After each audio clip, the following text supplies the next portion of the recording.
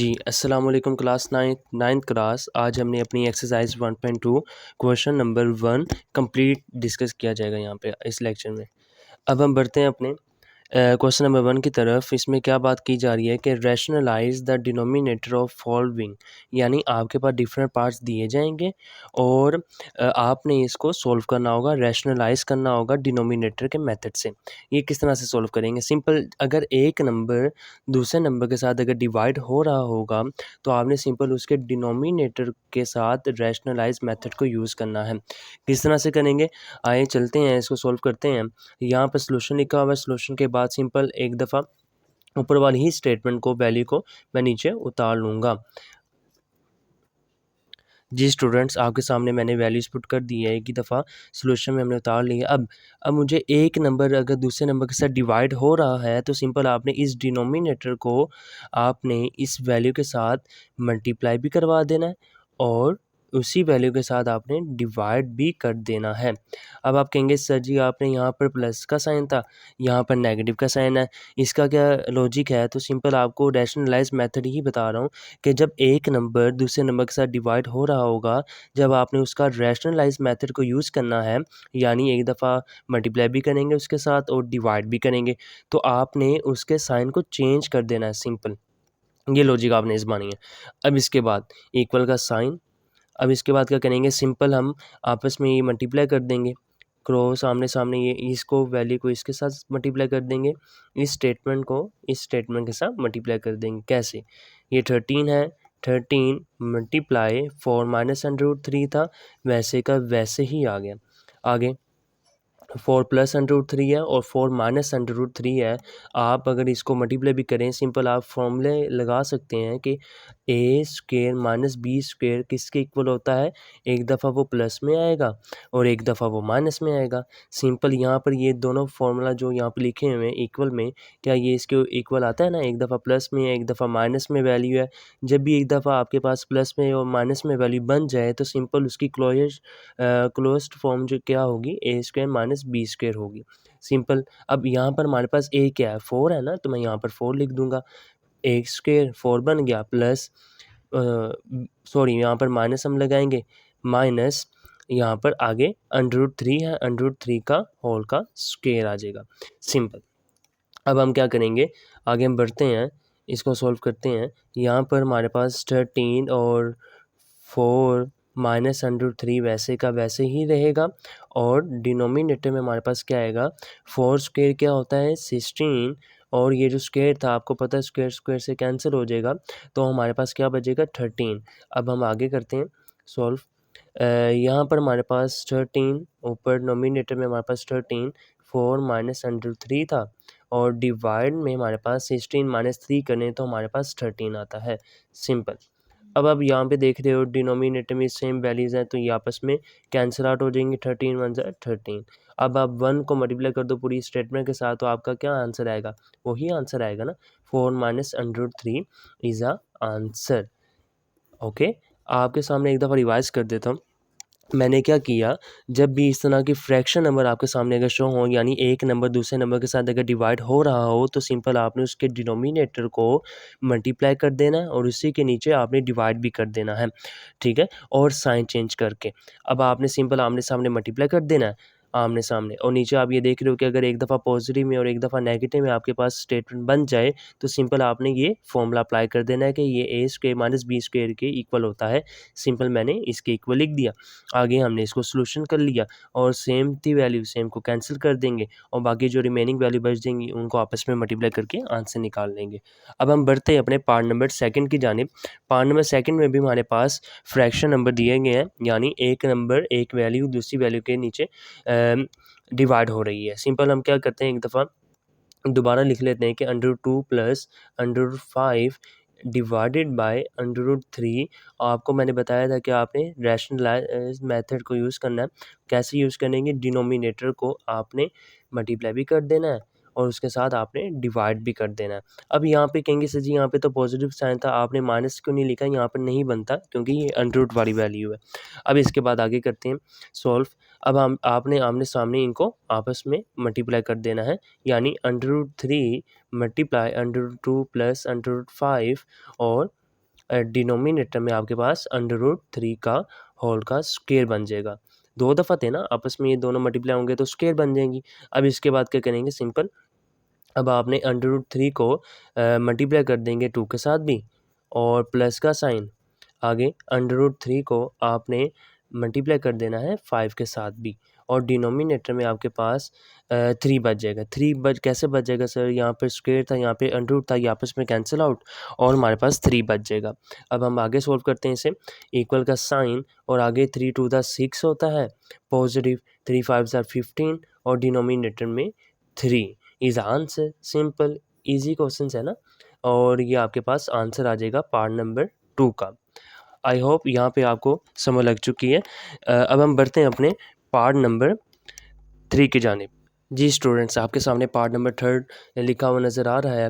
अब इसको किस तरह से सॉल्व करेंगे, सिंपल वही मेथड है जो मैंने आपको बताया कि फ्रैक्शन फॉर्म अगर आपको नज़र आ जाए, यानी एक वैल्यू दूसरी वैल्यू के साथ डिवाइड हो रही हो, तो आपने क्या करना है, सिंपल आपने उसके डिनोमिनेटर को उसके साथ मल्टीप्लाई भी कर देना है और उसके साथ डिवाइड भी कर देना है। कैसे करते हैं, चले आइए सॉल्व करते हैं इसे। इक्वल का साइन √2 - 1 डिवाइडेड बाय √5 मल्टीप्लाई का साइन √5 डिवाइड में भी √5 को हम यूज़ करेंगे क्योंकि हमने डिनोमिनेटर के साथ ही मल्टीप्लाई करना था और डिवाइड करना था। अब इसके बाद क्या करेंगे, सिंपल इसको सॉल्व करते हैं। √5 यानी हम मल्टीप्लाई करेंगे ना अब आपस में, इस वैल्यू को इस वैल्यू के साथ मल्टीप्लाई करेंगे, इस वैल्यू को इस वैल्यू के साथ मल्टीप्लाई करेंगे। सिंपल √5 मल्टीप्लाई √2 - 1 और डिनोमिनेटर में हमारे पास क्या वैल्यू थी, √5 का होल का स्क्वायर आ गया। अब इसको सॉल्व करते हैं। इसमें क्या करेंगे, सिंपल है, आपने इनको अंदर ब्रैकेट के साथ मल्टीप्लाई कर देना, यानी √5 मल्टीप्लाई बाय 2।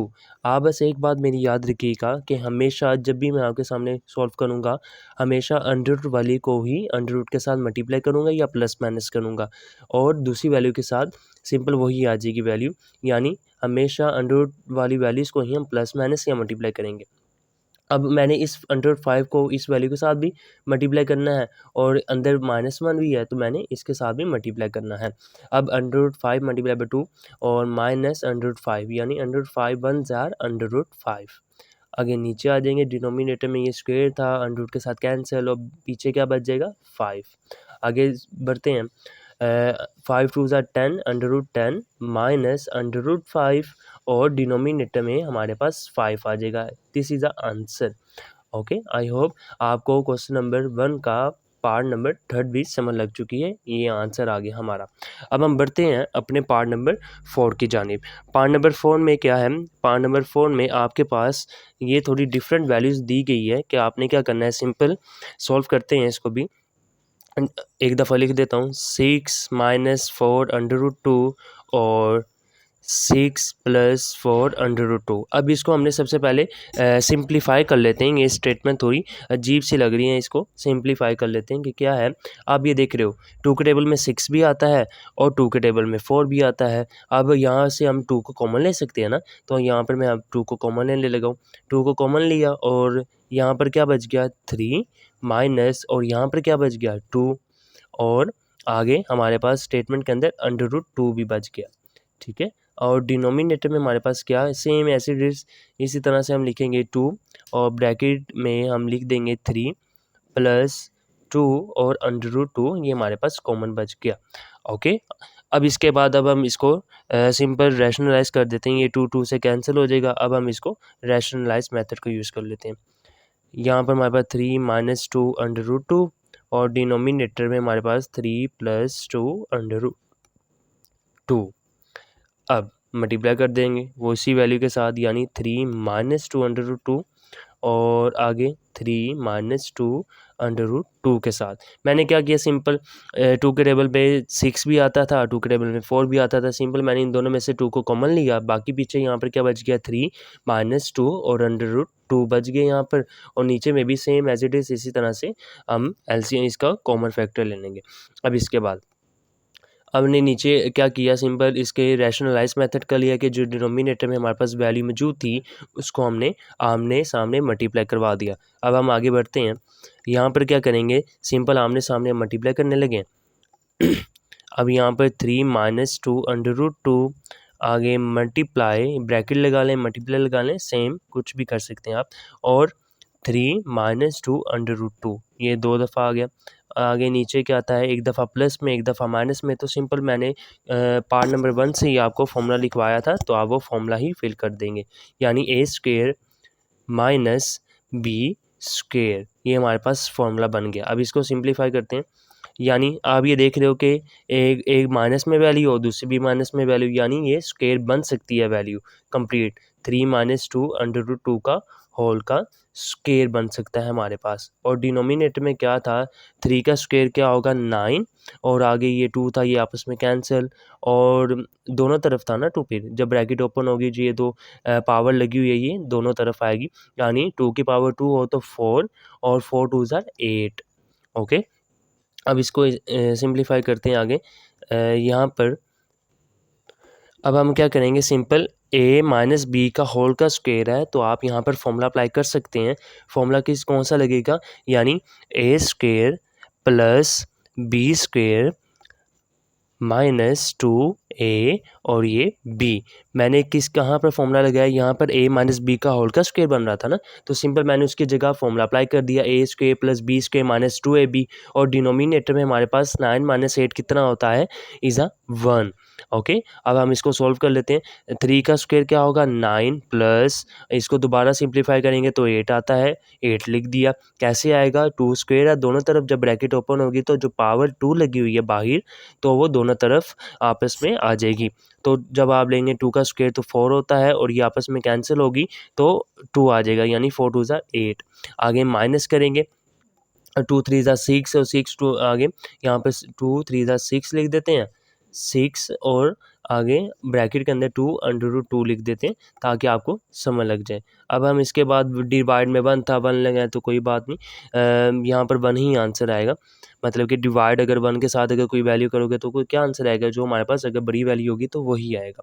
अब 9 + 8 कितना होता है 17, -6 2 ज़ार 12 और √2 is a final answer. I hope आपको पार्ट नंबर 4 की भी कंप्लीट समझ लग चुकी होगी। अब हम बढ़ते हैं अपने पार्ट नंबर 5 की जानिब।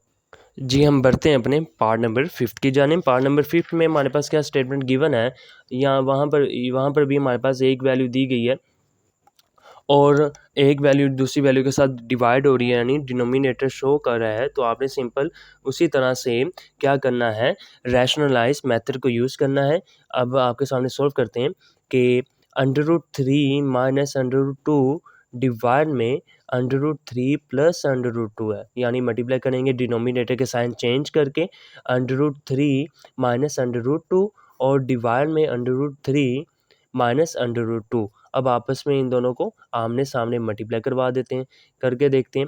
अब ये देखें, दोबारा वही स्टेटमेंट बन गई है कि एक दफ़ा माइनस में है और दूसरी दफ़ा भी माइनस में है, यानी ये स्क्वेयर बन जाएगा, यानी a² a माइनस बी का होल का स्क्वेयर, ये फॉर्मूला हमारा क्रॉस हो जाएगा। और नीचे देखें, एक दफ़ा प्लस में एक दफ़ा माइनस में है, तो सिंपल क्या करेंगे, यहाँ पर भी फॉर्मूला अप्लाई कर देंगे, यानी a² minus b²। Okay, all have good. अब आगे बढ़ते हैं। अब इसकी पूरी ऊपर वाली स्टेटमेंट के ऊपर हम फॉर्मूले को ओपन करने लगे, यानी a² प्लस और b², यहाँ पे हमारे पास b² आ जाएगा, b² -2 और a क्या √3, b क्या है हमारे पास √2, और डिनोमिनेटर में हमारे पास क्या वैल्यू गिवन है 3 - 2। कैसे, ये 2 कैंसिल, ये 2 कैंसिल, तो पीछे 3 2 बैठ जाएगा ना, 3 - 2। अब हम इसको आगे सोल्व करते हैं, इक्वल का साइन। अब हम इक्वल के साइन लगाने के बाद यहाँ पर क्या था, यहाँ पर 3 बच गया, यहाँ पर 2 बच गया, 3 + 2 -2 √3 को मल्टीप्लाई कर देता हूँ √2 के साथ। ओके, क्योंकि आपको पता है कि अंडर वैल्यू आपस में ही प्लस माइनस या मल्टीप्लाई होती है, तो मैंने इसको इस मेथड से सॉल्व किया। अब डिनोमिनेटर में हमारे पास क्या वैल्यू बच जाती है 1, ठीक है, 3 - 2 करोगे तो उसके पास 1 बच जाएगा। अब हम आगे बढ़ते हैं, 3 + 2 कितना होगा 5, और आगे 2 √3 2 ज़ार 6, और डिवाइड में हमारे पास 1 था, 1 लगाए ना लगाएं इसमें कोई फ़र्क नहीं पड़ेगा, this is a final answer. I hope आपको यहाँ तक पार्ट नंबर 5 की कंप्लीट समझ लग चुकी होगी। जिसने स्क्रीनशॉट लेना हो स्क्रीनशॉट भी ले सकता है, और जो अपने नोट्स बनाते जा रहे हैं वो बना भी सकते हैं। अब हम बढ़ते हैं पार्ट नंबर 6 की जानिब। पार्ट नंबर 6 में भी हमारे पास क्या वैल्यू गिवन है, एक नंबर वैल्यू दूसरी वैल्यू के साथ डिवाइड हो रही है। सिंपल वही मेथड को हम यूज़ करेंगे और इसको क्लैरिफाई करेंगे। इक्वल इक्वल का साइन लगाते हैं, 4√3 को लिखते हैं, और यानी ऊपर वाली value simple as it is वैसे की वैसे लिख दे रहा हूँ। आगे √7 प्लस √5 इक्वल मल्टीप्लाई करेंगे इनके साइन चेंज करके पूरी वैल्यू को, यानी √7 माइनस √5। अब हम इनको आपस में आमने सामने मल्टीप्लाई करवा देते हैं। 4√3 मल्टीप्लाई √7 माइनस √5, और डिनोमिनेटर में एक दफ़ा प्लस है और एक दफ़ा माइनस है, तो सिंपल आप क्या करेंगे, इनका फॉर्मूला क्लोज कर देंगे कि यानी a² माइनस b²। अब इसको सॉल्व करते हैं आगे। अब हमने क्या करना है, सिंपल अंडर वाली वैल्यू को अंडर के साथ ही मल्टीप्लाई करवा देते हैं, यानी इस वैल्यू को इसके साथ, फिर इस वैल्यू को आगे वाली वैल्यू के साथ भी मल्टीप्लाई करवाना है। तो सिंपल क्या करते हैं, 4√3 यानी मल्टीप्लाई करवाना है ना, अंडर वाली वैल्यू अंडर के साथ ही मल्टीप्लाई होगी। सिंपल 7 मल्टीप्लाई बाई 3, आगे माइनस का था, और सिंपल आगे भी कर देंगे 4√5 मल्टीप्लाई बाई 3। अब हमने क्या किया, सिंपल इस वैल्यू को इसके साथ भी मल्टीप्लाई कर दिया, इस वैल्यू को इसके साथ भी कर दिया, और डिनोमिनेटर में हमारे पास क्या आएगा, 7 माइनस 5। कैसे, ये स्क्वायर रूट से कैंसिल, ये स्क्वायर रूट से कैंसिल। अब आगे सॉल्व करते हैं। सिंपल यहाँ पर 4 वैसे का वैसे ही रहेगा, और 7 3 ज़ा 21, और माइनस 4 5 3 ज़ा 15। यहाँ तक आपको समझ लग चुकी होगी। अब हम बढ़ते हैं आगे। डिनोमिनेटर में हमारे पास क्या बचेगा, 7 माइनस 1 इज़ 2। अब आगे 4√21 है माइनस 4√15 है, तो आप क्या करें, आप इसको कॉमन भी ले सकते हैं, यानी दोनों तरफ 4 है, 4 को कॉमन ले लिया, और इन दोनों में से क्या चीज़ कॉमन आ सकती है, जी एग्जैक्टली √3 को कॉमन ले सकते हैं, क्योंकि √3 के साथ ही हमने मल्टीप्लाई किया था ना पहले, तो सिंपल उसी को ही कॉमन ले लो, और पीछे यहाँ पर क्या बच जाएगा, √7 माइनस √5। ठीक है। अब आगे डिनोमिनेटर में हमारे पास क्या बच गया था, 2। ओके। अब क्या करेंगे, सिंपल 2 1 ज़ा 2, 2 2 ज़ा 4। आगे ये हमारे पास यहाँ पे 2√3 और ब्रैकेट के अंदर √7 minus √5 is a final answer. I hope आपको पार्ट नंबर 6 की भी कंप्लीट समझ लग चुकी है।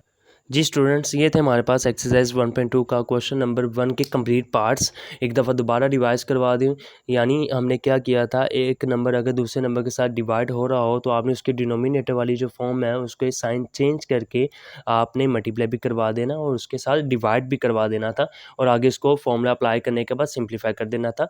ये था पार्ट नंबर 1, और आगे पार्ट नंबर 2 को भी हमने इसी तरह से सिंप्लीफाई किया था। ये पार्ट नंबर 2 है। जिसे स्क्रीनशॉट लेना वो स्क्रीनशॉट भी ले सकता है।